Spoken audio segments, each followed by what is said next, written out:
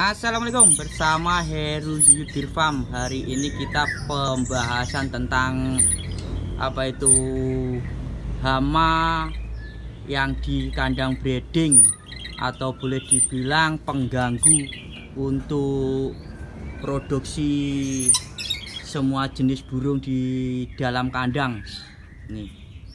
Ini namanya tokek lokal. Warnanya sangat eksotis dan biasa kalau bunyi dan aktif di malam hari. Ini biasanya posisinya ada di sekitaran kandang breeding ataupun kandang ternak. Itu bahasa Indonesianya. Biasa hewan tokek ini sering secara tanpa kita sadari dia bisa masuk ataupun mengganggu di waktu malam hari di sekitaran atau area kandang breeding. Contohnya biasa dia itu sering makan jangkrik ataupun serangga untuk menu makanan burung peliharaan kita yang di breeding di kandang tempat breeding. Biasanya dia itu merayap di sekitaran kandang, bahkan bisa masuk di posisi kandang. Sebaiknya dan boleh dibilang wajib untuk kita menangkap. Ditangkap, kita pindahkan ataupun kita taruh rangkeng biar tidak berkeliaran di sekitar area kandang yang mengganggu. Dia itu mengganggu ketenangan burung di waktu dia menggeram ataupun dia posisi beranak. Jika beranak bisa juga dimakan ini tokek. Dan juga sebenarnya untuk cicak itu juga sangat mengganggu. Dia itu bahkan saya pernah mengalami sendiri, dia itu makan anakan burung, yaitu waktu itu burung kenari. Soalnya anakan masih kecil, dikira dia itu serangga ataupun jangkrik atau yang biasa dimangsa dia. Otomatis secara tidak langsung dia akan makan anakan itu.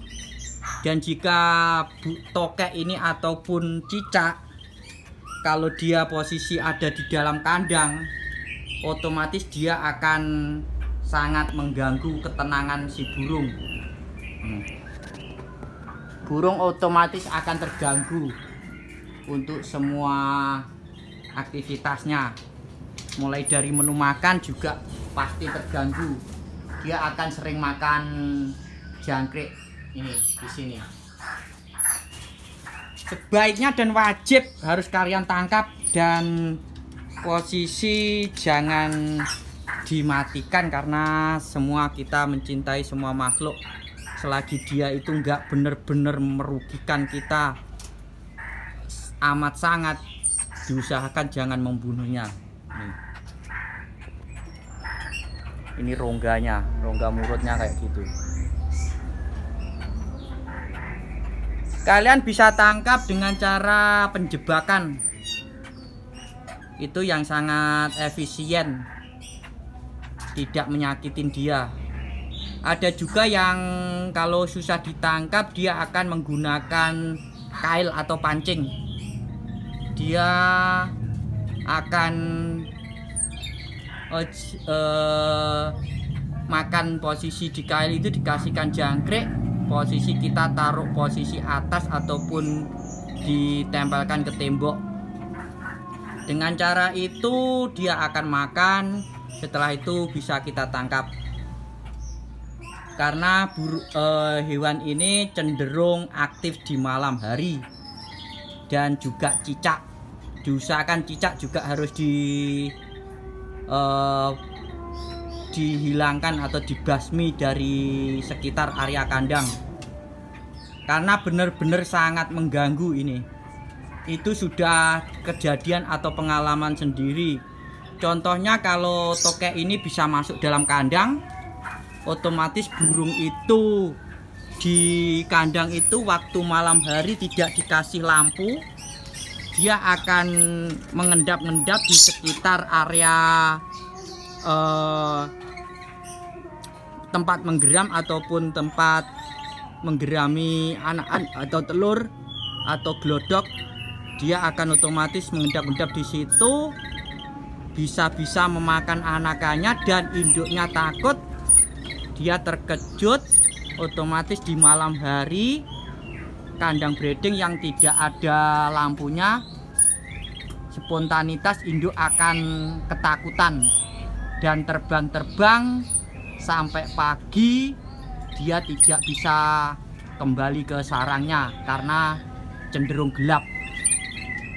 Otomatis dengan itu kemungkinan besar kalau untuk telur bisa resiko tidak netas atau tidak jadi. Kalau untuk indilan bisa-bisa dia itu kedinginan, karena sekarang di posisi cuaca ekstrim kayak gini. Ini burung babi.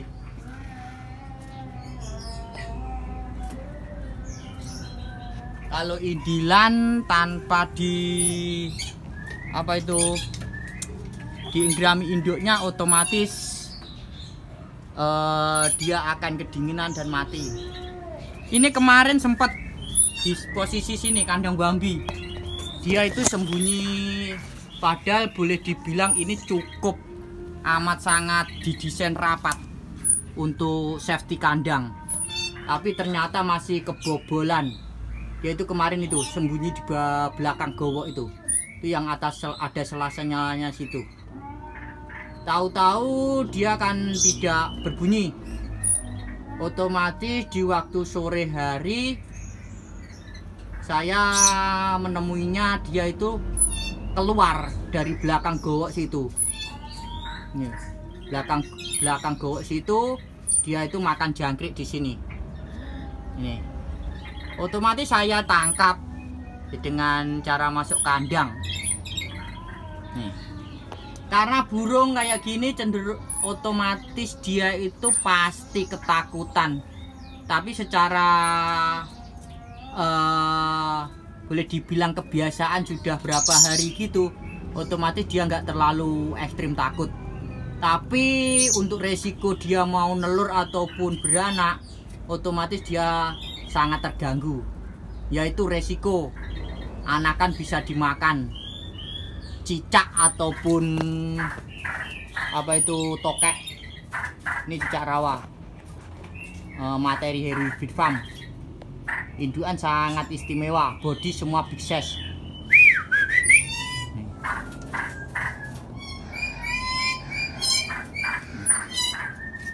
Ingat, bagi kalian harus teliti dan jeli untuk mengecek di sekitar area kandang breeding kalian.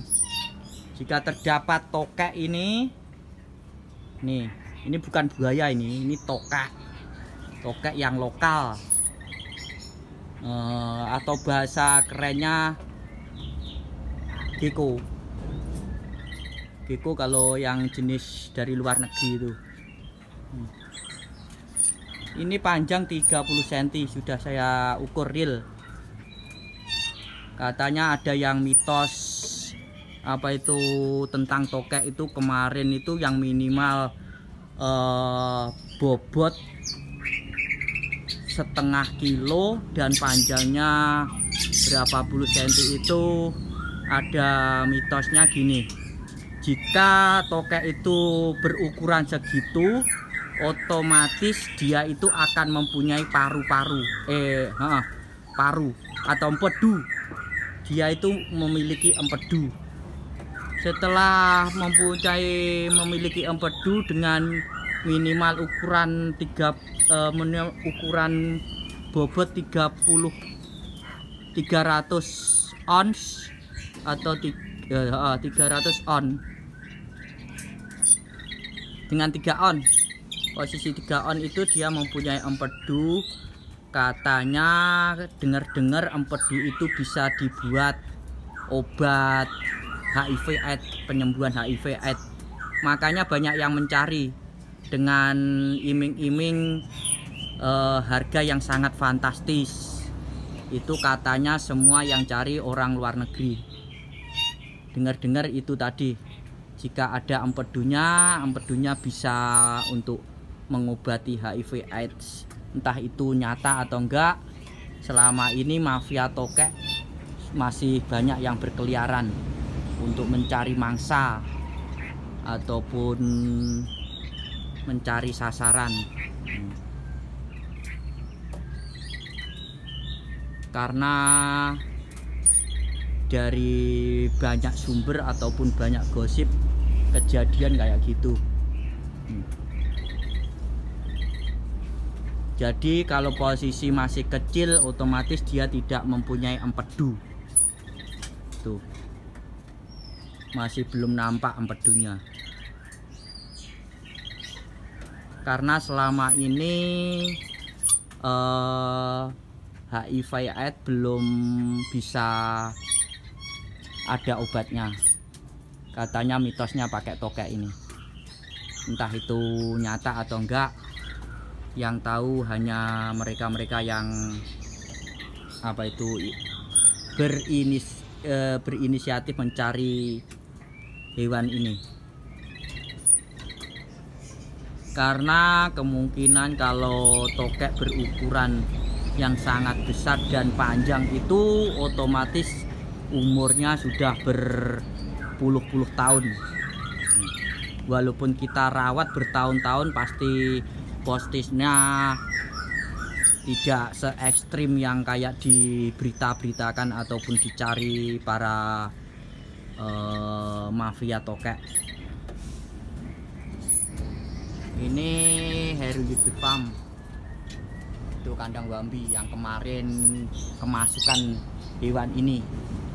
Dan banyak para breeder juga mengeluhkan dan menanyakan apakah benar tokek itu mengganggu kenyamanan dan ketenangan burung-burung waktu breeding.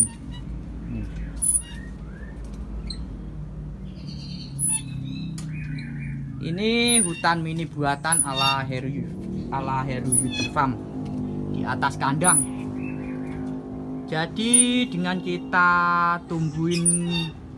tanamin tumbuh-tumbuhan kayak gini, udara otomatis akan segar dan suhu ruangan juga cenderung dingin. Itu merpati. Ini di atas genteng.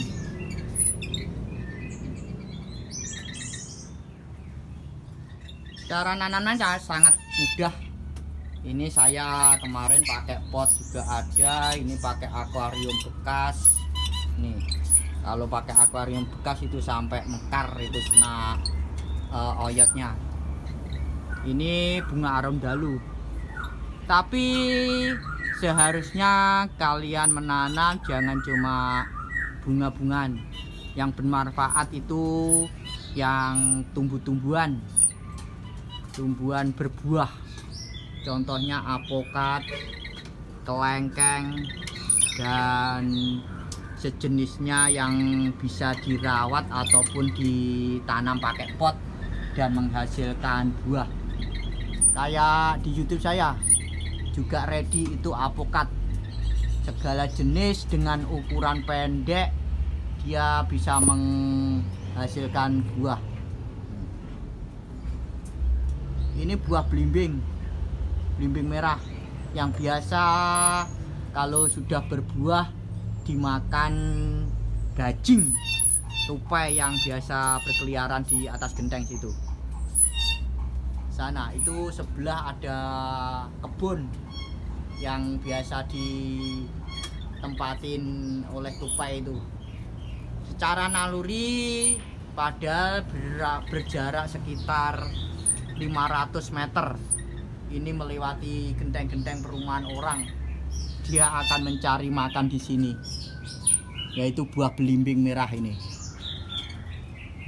Ini warnanya, bunganya ungu seperti bunga sakura. Sangat indah dan rimbun. Jadi di area sekitaran kandang kayak gini dia itu bisa dingin. Ini untuk bonsai. Kemarin yang bonsainya yang sudah bagus-bagus dipindah. Lalu itu anggrek. Jangan lupa untuk konsultasi ataupun menanyakan lokasi breeding ataupun pesan anakan Heru Hibir Farm, bisa WhatsApp ke 0838 462 78707 ataupun telepon ke 0857 366 39945. Maaf untuk kalian semua yang jaraknya jauh tidak melayani kirim-kirim. Untuk segala jenis burung bisa datang ke alamat langsung Heru Hibir Farm, alamat Keras, Kediri, Jawa Timur. Tentunya harga sangat lumayan mahal dibandingkan harga pasaran, karena biasa di breeder ataupun tempat breeding langsung itu mengutamakan tentang kualitas untuk harga, jadi jangan disamakan dengan harga pasaran. Kalau harga pasaran itu tergantung kita jeli-jelinya untuk menyeleksi dari semua segi, bahkan itu segi fisik yang kita mau beli, segi suara, dan juga segi materi.